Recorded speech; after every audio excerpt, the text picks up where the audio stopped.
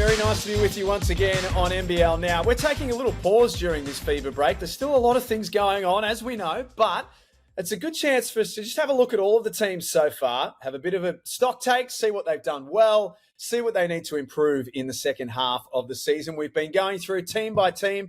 Today, we focus on the New Zealand Breakers. And of course, if we're going to focus on the New Zealand Breakers, we speak to one of their legends, Tom Abercrombie, who joins us from across the ditch. Hello, Tom. G'day, Jack. Always a pleasure to join you, mate. I just want to, before we dive into some of the key questions, the New Zealand Breakers, for where they are, to be 7-3, second on the table, with a late change of coach and obviously a travel schedule that is like no other that we've really seen. Are they the biggest surprise packet of the season so far for you?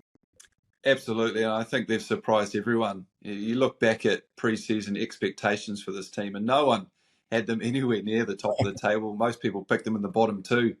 And based on a new roster coming in with a new coach and really no idea how this team was going to click and come together, they have well and truly exceeded all of our expectations so far. Big question is, can they keep it going? Well, that was going to be my next question. Is it sustainable? Can this keep going? Are you seeing enough to make you think that they are legit? I've seen enough to tell me that this is a legitimate team. I think there is some challenges going forward. We're going to talk about some of those. Obviously, a bit of a roster turnaround at the FIBA break, so they've got some challenges to deal with then and bringing in a completely different piece. But I've seen enough from them so far to tell me that this is a team that plays really well together. They love playing for this coach, and they're a tough team. They've been through a lot already, adversity-wise, early on in the season, the travel factor. But there are no excuses, team, and I expect them to go out and keep getting some wins. Well, we'll save taco time until a little bit later. We'll get to that towards the end of the show this morning. Let's start with some of the main questions. The biggest positive for the Breakers so far? Well, I think it's just that what I've spoken about, just how well this team has come together, because I think the talk in the preseason was this team needs to fire on all cylinders just to be competitive. And you look down the roster, every single one of those players, I think, has played above probably what we expected. You look at a guy like Max Darling, what he's been able to do when he's been starting and he's been healthy. Grant Anticevic coming off the bench. Sean Bairstow. These guys have got opportunities in the last couple of weeks with injuries, with Mojave King out. They've all stepped in and they've all played probably beyond what we expected. So that's probably been the biggest surprise packet for me, is just the depth that this team has shown and the ability for some of those, 9, 10, 11 guys on the roster to come in and contribute. What's been... In fact, I think I know the answer because we exchanged some messages about this a couple of weeks ago. But what has been their biggest challenge so far this season? Yeah, it's no surprises. The travel factor for the club is nothing new. It's nothing new. It's something they expect and know going into the season. So in saying that, they've done a great job of just handling everything that's been thrown their way. I think they probably attacked the USA trip a little differently than they had done in the past. Obviously, wasn't there this year, but last couple of years it was a grind. We went over there and we were in camp mode, and they looked like they had a little bit more fun this time around. They came back with some smiles on their faces, and obviously going over there with a couple of wins under their belt too helped a lot. But how they've been able to handle that travel so far has been really, really impressive, and it doesn't stop. It's going to continue on for the rest of the season too. Plenty of tough challenges coming up. Do you think it's galvanised them a little bit? More so the fact that when they got back to the NBL, they were able to have wins, particularly on the road, that many people didn't think they'd have? Yeah, look, I think they came back. They played a solid enough game against Brisbane that they went down against them. The one that I think you really felt the effects was that game down in Christchurch. They played the Southeast Melbourne Phoenix. It was a couple of games after being back. You come back with a bit of wind up your sails, and then all of a sudden you relax, and then a couple of injuries creep in, and that's where I felt like it really hit them. They looked lackadaisical and lacking energy down there. But ever since that, they have bounced back, and they've bounced back really well. Anytime they've lost a game, they've come back and played really well the next game all season. It's been the biggest surprise packet so far? Biggest surprise for me has been the young fella, Kareem Lopez. I think this next he's a 2-year project, and he's coming in his first year. A couple of injuries happened. He wasn't starting at the start of the season, but Max Darling goes down. Kareem Lopez gets slotted into the starting lineup. He knocks down a couple of 3 balls, and his confidence is absolutely through the roof right now. And I'm loving what I see from the young guy. I think early on in the season, opposition teams were going at him. He was a target defensively for them to try and exploit. And at the moment, he's guarding target players. He uses his length really well. He makes up for a couple of mistakes with his athleticism, and he's just playing with a heck of a lot of confidence, shooting the ball really well. He's been my surprise packet for sure. He, for 17 years of age, Tom, it looks like he's been here before, doesn't it? It looks like he's played the game in another generation and knows exactly what to do. Yeah, absolutely playing beyond his years. And you get that sometimes with these international players. They're used to playing against men from a younger age, and his maturity that he's showing on the court and off the court, really impressive.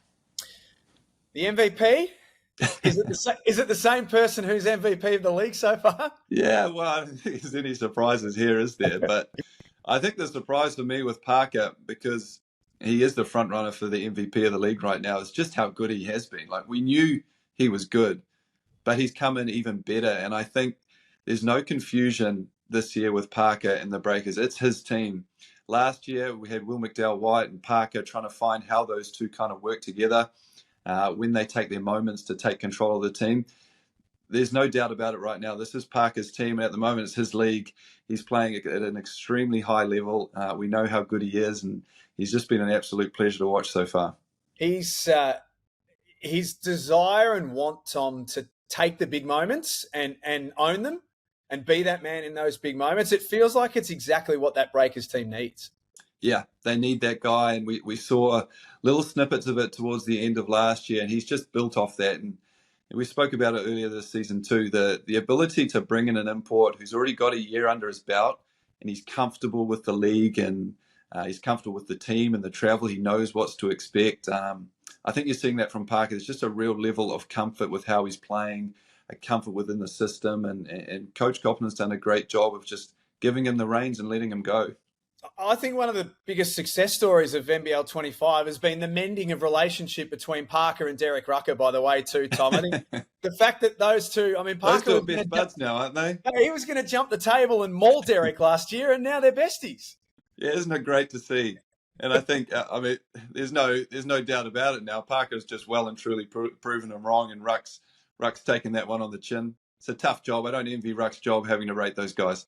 Nah, exactly right. Keep your eyes peeled for Derek's next top 15. It's coming out shortly too.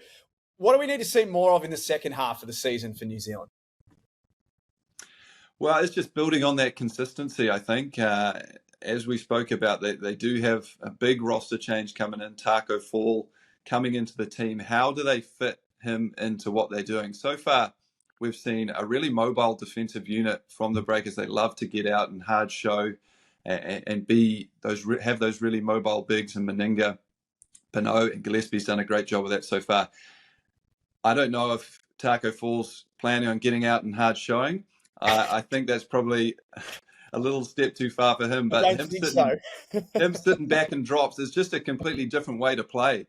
It changes your rotations and everything at the defensive end. So how they introduce him into the team, how often do they inject him into the game? Because when he's on the floor, they're going to have to play a completely different way. So how they manage that going forward is going to be the real challenge, because he hasn't had any practice time with the team yet. From what I've heard, he's still been recovering from that injury.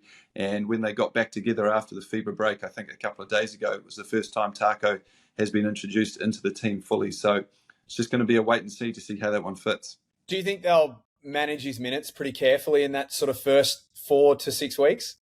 I think they'll have to, because the pace of the NBL is going to be a bit of a shock to the system for Taco. I think he wouldn't have played in a league that plays this fast, this up and down, this random at times. So I don't think he's a guy you can leave out there for long periods, especially coming off an injury and not having that game fitness under his belt. So I think you're going to see them use him in short bursts. You're probably going to see a bit more of Dane Pinot as well to fill in that gap. But Taco Fall, I expect him to play within that 10 to 20 minutes per game range at the moment. Do you think it'll work? That's a toughie. I'm not a fan of the move, to be honest. I think they had such a good thing going with Gillespie. He was a little slow to start, but he really found his feet, and he was playing his role to perfection by the end of that stint. So I have my doubts whether or not this is going to work, because it is just going to completely change the way they play. Mid-season report grade. If you had to rank them A through to F, I'm pretty sure they're not getting an F. What would you give them? I got to give them an A, Jack. 7-3. I think if you told us the Breakers were going to be in second place going into the season, at the FIBA break. Many people would have laughed at us, but they are sitting on top, very happy with how they are. They deserve an A. They've had a fantastic start. They've dealt with all the travel, no excuses. They've come in and executed and got the job done. And let's see how they go the second half of the season. And for those who are listening on podcast and can't actually see us right now, I think Tom Abercrombie's probably the happiest out of anyone. There's an enormous smile on his face talking about the Breakers and the way they're going. Oh, well, I am impartial, unbiased, of course, in my role now, but I'm secretly happy to see the Breakers doing really well for sure. Where would they, to finish up, they're second right now, where do you think they'll be at the end of the regular season? Look, I think they're going to drop a little bit. The schedule going forward is even tougher for them. They've got a lot of games coming up. I know because I don't get to commentate for another few weeks. They're not back at Spark Arena for a long time, so they've got a tough schedule coming up. They haven't played Illawarra yet, so they've got to play those guys a few times. So I still see them making the play-in. I think they're going to be a play-in team, but I don't think they'll finish in the top two.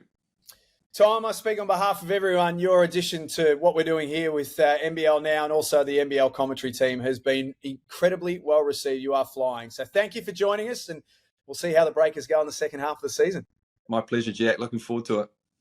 Massive thanks to everyone for joining us. Of course, we've got more of these NBL Now roundtables and reviews coming up next week, so keep your eyes peeled however you download your podcast. And, of course, nbl.com.au.